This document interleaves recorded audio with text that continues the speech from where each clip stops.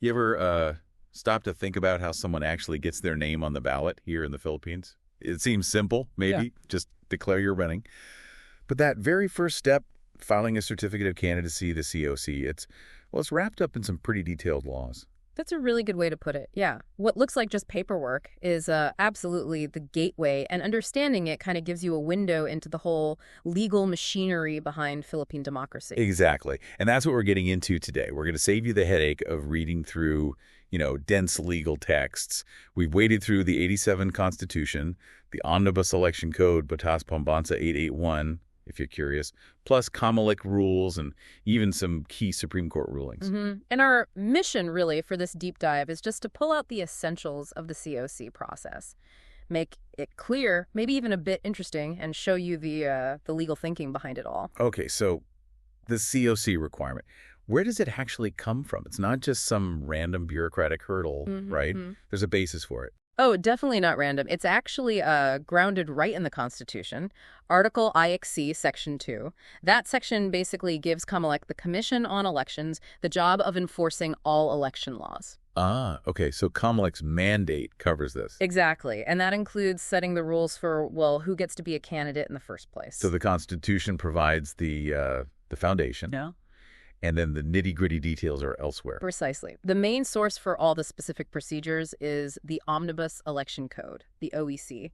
Section 73 is super clear. Right. If you want to run for public office, you have to file a sworn certificate of candidacy. Sworn, okay? Yes, and within the time frame that COMELEC specifies for that election. A sworn statement. Sounds serious. What kind of info do they actually need on the COC? It can't just be like, I want to run for president, right? Hey, no, definitely more to it than that. Section 74 of the OEC lists all out. You need your full name, naturally, your age, civil status, where you live, your residence. The basics. Right. And very importantly, the specific office you're actually running for. But beyond that, you also have to formally declare that you meet the qualifications for that specific office. Right. You can't just say, run for senator if you're not 35 yet. Makes sense. What else? You also have to state explicitly that you're not a permanent resident or immigrant somewhere else. And finally, there's this undertaking, a promise, essentially. But a promise. Yeah, to support the Constitution and, if elected, to actually fulfill the duties of the office. It's a pretty significant declaration. Wow. Okay. And deadlines, there are strict deadlines for filing this, I assume? You can't just show up the day before the election? Definitely not. Section 76 of the OEC generally puts the deadline at least 90 days before Election Day. But the exact schedule, the dates and times, that's always set by COMELEC for each election cycle through their resolutions. Got it. So, okay, you file the COC. But what if someone looks at it and says, hang on, something's not right here? Can they challenge it? Yes, absolutely. There's a specific process for that laid out in Section 78 of the OEC. It's called a petition to deny due course or cancel a certificate of candidacy. Okay. This lets someone formally argue that the COC should be canceled, usually because it contains a what the law calls a material misrepresentation. Material misrepresentation sounds very legal. What does that actually mean for a candidate? Like, what kind of mistake counts? Good question. It basically means a false statement about something really important, something essential to your eligibility. So, for instance, if you lie about your age, or claim you meet the residency requirement when you actually don't, or maybe falsely state your citizenship status. Things that would actually disqualify you if the truth came out. Exactly. Things that go to the core qualifications for the office. And I bet the Supreme Court has weighed in on this. Oh, definitely.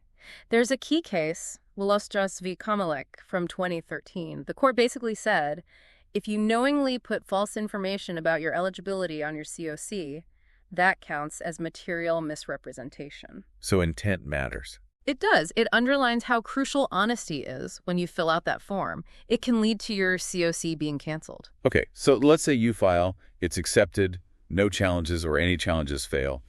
What happens then? You're officially in the race.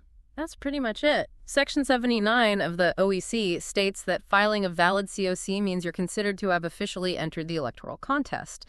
And this is important because it triggers certain consequences, especially if you already hold a government position. Yeah, the resign to run rules or something like that. Sort of. For elective officials, people already elected to a post who file a COC for a different elective office. Okay. Section 66 of the OEC kicks in. It's the rule on automatic resignation. Filing that COC means they're considered resigned from their current job. Wow, automatically, just by filing. Automatically. The idea is to prevent them from using the resources and influence of their current office to campaign for the new one. Levels the playing field, supposedly. That's a huge commitment then, just to file.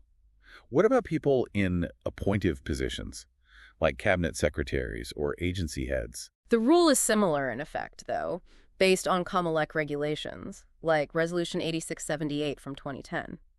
Appointive officials are also deemed resigned from their post the moment they file their COC. Same principle, really. Okay, makes sense. So filing gets you in the race. But that doesn't guarantee you're actually qualified, right? You still have to meet the criteria for the job itself. Precisely. Filing is step one. But you absolutely must meet all the constitutional and legal qualifications for the specific office you're seeking. And here's the critical part. You generally need to possess these qualifications at the time you file the COC, not just hope you'll meet them by election day. Okay, could you give us some examples, like for the big national positions, president, senator? Sure. For president and vice president, the bar is quite high. You need to be a natural-born Filipino citizen. Natural born. A registered voter, literate meaning you can read and write, at least 40 years old on election day, and a resident of the Philippines for at least 10 years right before the election. 10 years residency, wow. Okay, what about for the Senate? For senator. Still natural-born citizen, registered voter, literate. The age requirement is a bit lower, at least 35 years old, and the residency is 2 years minimum in the Philippines. 2 years. Okay. And for a member of the House of Representatives, a congressman or congresswoman for a district. For the House. Natural-born citizen, literate, registered voter, age is at least 25. And critically, you need to be a resident of the district you want to represent for at least 1 year before the election. 1 year in the district itself. Got it. So these are hard legal requirements, not just suggestions. Absolutely. And the courts have clarified when you need them. There's an older case, Gonzalez v. Comelec from 1969, which established that you must possess the qualifications by the time of the election. Okay, so not just at filing, but by election day. That seems slightly different from what you said earlier. Good point. Let me clarify. The OEC generally implies qualifications should exist at filing for the COC to be valid, especially regarding things stated in the COC like age or residency declaration. The Gonzalez case emphasizes possessing them by the election date as the ultimate check for eligibility to hold office.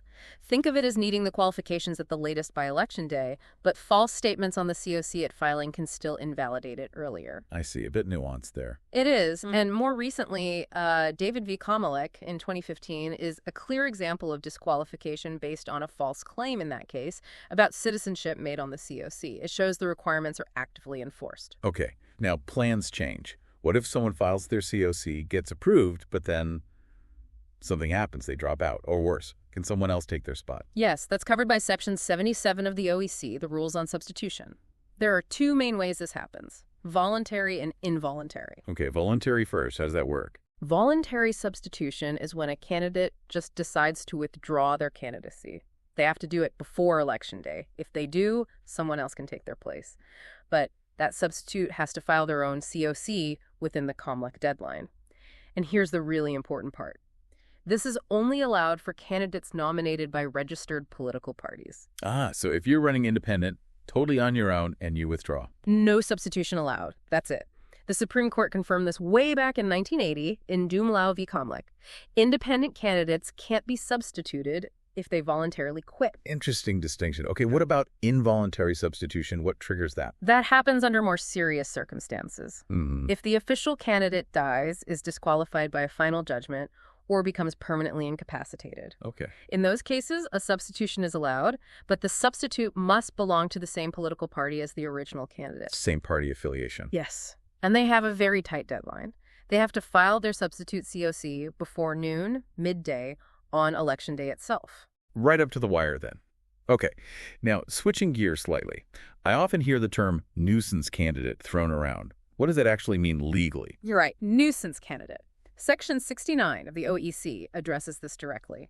It gives COMELEC the power to refuse to accept or to cancel the COC of someone deemed a nuisance. So COMELEC can just kick someone off the ballot. What makes someone a nuisance in their eyes?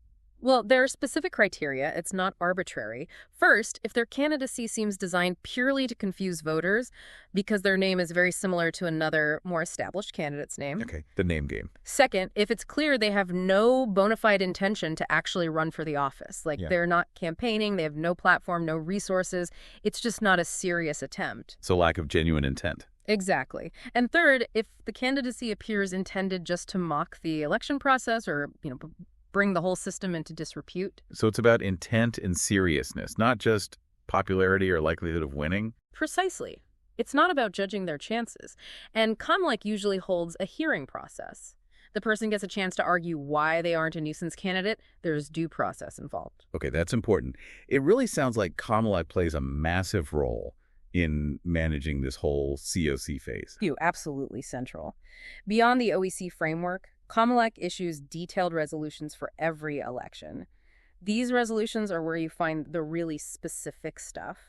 The exact filing deadlines, the official forms you must use, step-by-step procedures. So anyone thinking of running needs to get hold of the latest COMLEC resolution for that specific election. Essential reading. Couldn't run without it, practically. Right. And COMLEC also specifies how to file. Maybe it has to be in person. Maybe they allow online filing sometimes. It all depends on their rules for that cycle. Right, so let's kind of pull this all together.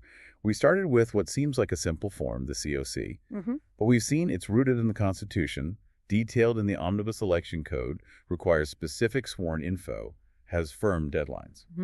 And can be challenged for material misrepresentation. Right. And filing it has real consequences, like automatic resignation for some officials.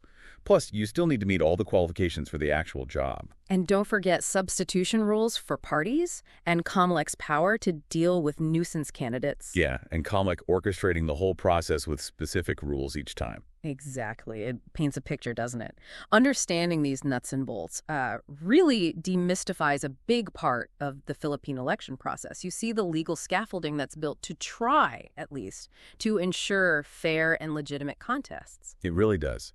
And knowing this helps you, the listener, kind of critically assess candidates and maybe understand why certain legal challenges pop up during election season. For sure. It gives you context. Definitely gives you a much deeper appreciation for just getting on the ballot. It makes you ponder, though.